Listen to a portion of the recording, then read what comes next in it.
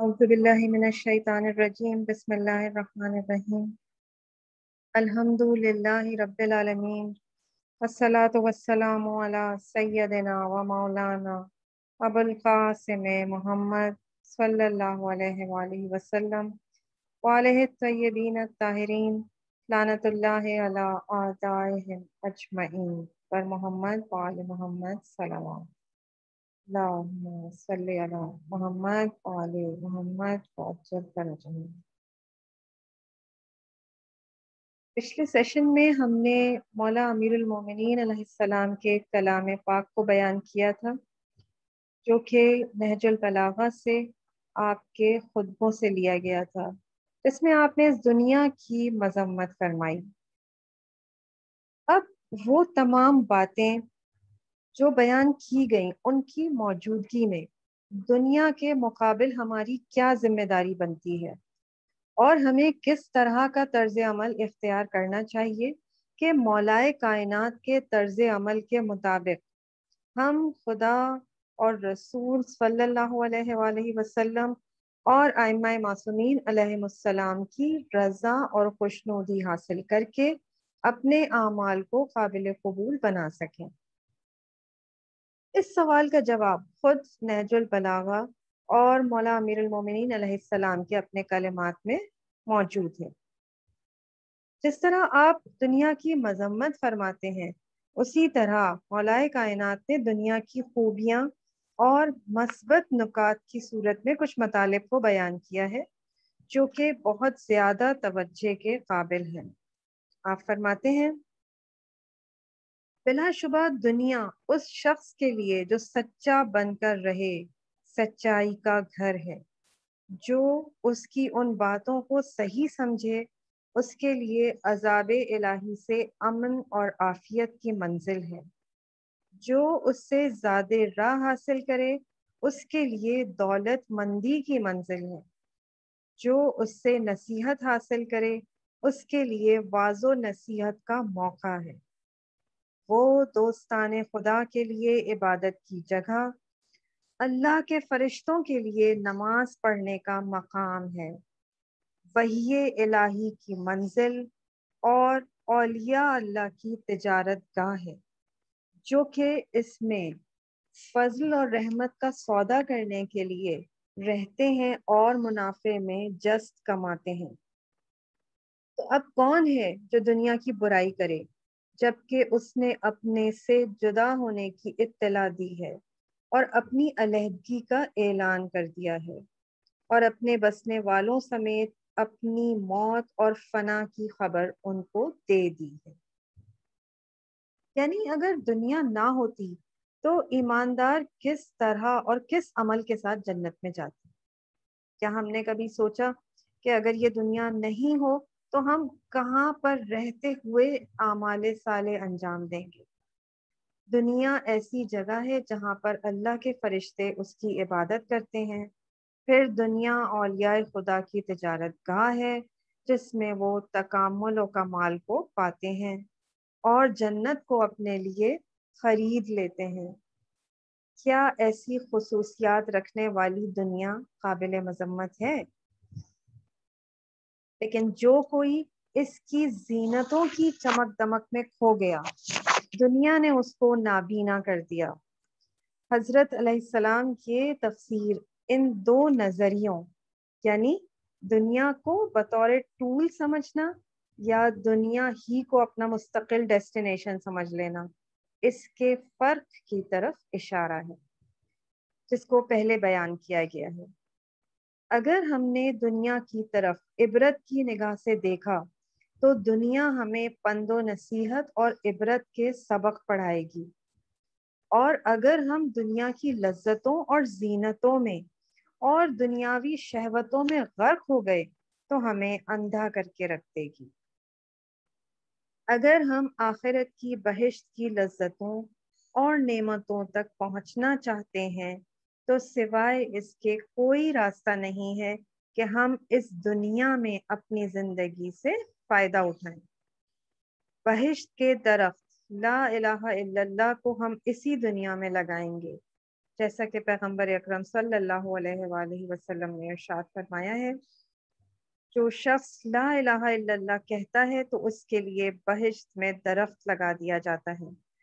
اگر اس دنیا میں ہم نیکی کے کام نہیں کریں گے تو بہشت کی نعمتوں میں سے کچھ بھی حاصل نہیں کر سکیں گے۔ ہمارے پاس بہشت کو خریدنے کے لیے اس دنیا کے سوا کوئی سرمایہ نہیں ہے۔ اگر ہم آخرت اور بہشت کی نعمتوں اور لذتوں تک پہنچنا چاہتے ہیں تو وہ کھیت کہ جس میں ہم آخرت کا بیج بوئیں گے وہ صرف دنیا ہے۔ اگر اس دنیا کی زمین نہ ہو تو ہمارے پاس کوئی دوسری کھیتی نہیں ہے کہ جس میں بیج بو کر آخرت میں الہی نعمتوں کو حاصل کر سکیں۔ دنیا ہی ایک ایسی جگہ ہے جہاں پر ہم آخرت کی تجارت کر کے آخرت کے لیے زاد راہ اور توشہ آخرت تیار کر سکتے ہیں۔ اسلام کے نقطۂ نظر سے ہم جو دنیا کے مختلف پہلوؤں پر اس وقت بحث کر رہے ہیں، اس سلسلے میں ایک اور پہلو کی بھی وضاحت ضروری ہے، اور وہ کیا ہے کہ تعلیمات اسلام اقتصادی ترقی اور وسعت کے خلاف نہیں ہے۔ یعنی ہمیں تعلیمات اسلامی اکنامیکل ایڈوانسمنٹ یا پھر اکانومی بوسٹ کرنے سے نہیں روکتی۔ اس مسئلے میں بس افراط و تفریط یعنی حد سے بڑھنا یا گھٹنا دونوں صحیح نہیں ہے۔ حضرت علی علیہ السلام ایک طرف فرماتے ہیں، اے دنیا، کیا تو نے میرا ارادہ کیا ہے اور مجھے لالچ دے رہی ہے تو میرے غیر کو دھوکہ دے۔ لیکن دوسری طرف ہمیں یہ بھی نہیں بھولنا چاہیے کہ یہ وہی علی ابن ابی طالب علیہ السلام ہیں جو گرم دنوں کی کڑکتی دھوپ میں کھجوروں کے باغ میں کام کرتے تھے، پسینہ بہاتے تھے، کنویں سے پانی کھینچتے ہیں، پیداوار بڑھانے کے لیے کام کاج میں مشغول ہوتے تھے۔ یہ وہی علی علیہ السلام ہیں کہ راتوں کا ایک حصہ ناداروں اور فقیروں کی خبر گیری میں صرف کرتے ہیں، اور یہ بھی وہی علی علیہ السلام ہیں کہ اپنی قیمتی زندگی کا ایک زیادہ حصہ جنگ اور جہاد میں لگاتے ہیں۔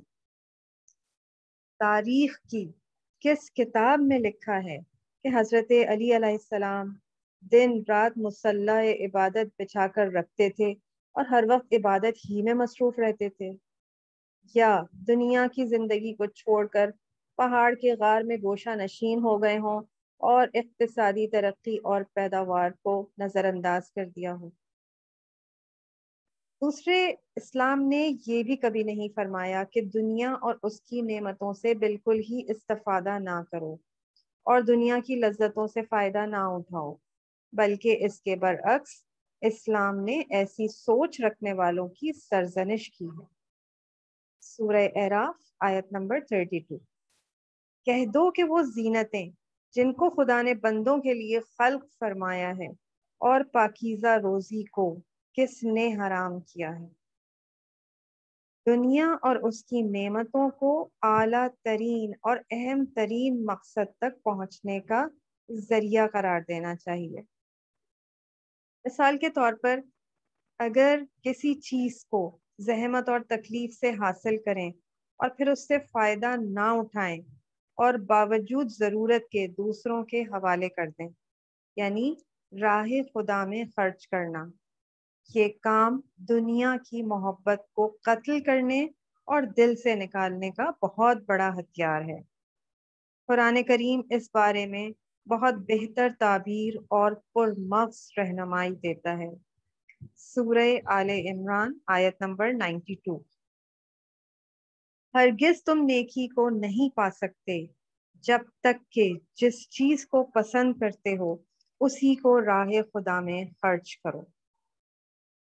سب سے اہم چیز یہ ہے کہ ہم دنیا کے ساتھ دل نہ لگائیں اور دنیا کو صرف آخرت حاصل کرنے کے لیے آلہ کار یا ٹول سمجھیں، نہ یہ کہ دنیا ہی کو اصلی مقصد حیات اور ایک ذاتی ہدف اور ٹارگٹ قرار دیں۔ قصور ہمارا یہ ہے کہ ہم اصل میں توکل اور زہد کے غلط معنی مراد لیتے ہیں، ان سے غلط مفہوم نکالتے ہیں۔ بتائیے، کیا آج کل علم و صنعت کے میدان میں کام کرنا اور ترقی کرنا، کیا اس کے بغیر کسی بھی طرح کی پیداوار ممکن ہے یا اکانومی بوسٹ کرنے کا کوئی طریقہ ہے؟ کیا آج کے زمانے میں سستی اور کوتاہی اور بیکاری کے ساتھ اس بات کا انتظار کیا جا سکتا ہے کہ مومنین اور مسلمین غلبہ حاصل کر لیں گے؟ ایسا نہیں ہے۔ اسلام کا نظریہ یہ ہے، بہار الانوار کی روایت، بے شک عبادت کے 10 اجزاء ہیں کہ جن میں سے 9 اجزاء حلال روزی کو تلاش کرنے میں ہیں۔ جی ہاں، اسلام کے دستورات کو اچھے طریقے سے سمجھیے، بعد میں ان پر ٹھیک طریقے سے عمل کریں گے تو دیکھیں گے کہ ہمیں دنیا اور آخرت کی خیر و سعادت حاصل ہو چکی ہے۔ اور اگر اسلام کو صحیح طریقے سے نہ سمجھیں اور اس پہ عمل نہ کریں تو دنیا و آخرت دونوں کی سعادت سے محروم ہو جائیں گے۔ پر محمد وآل محمد صلوات اللہم صلی علی محمد وآل محمد وعجل فرجہم اجمعین۔ دعائے سلامتی امام زمانہ۔ بسم اللہ الرحمن الرحیم۔ اللہم کن لولیک الحجۃ ابن الحسن صلواتک علیہ وعلی آبائہ فی ہذہ الساعۃ وفی کل ساعۃ ولیا وحافظا وقائدا وناصرا ودلیلا وعینا حتی تسکنہ ارضک طوعا وتمتعہ فیہا طویلا برحمتک یا ارحم الراحمین۔ اللہم صلی علی محمد وآل محمد وعجل فرجہم اجمعین۔ التماس دعا۔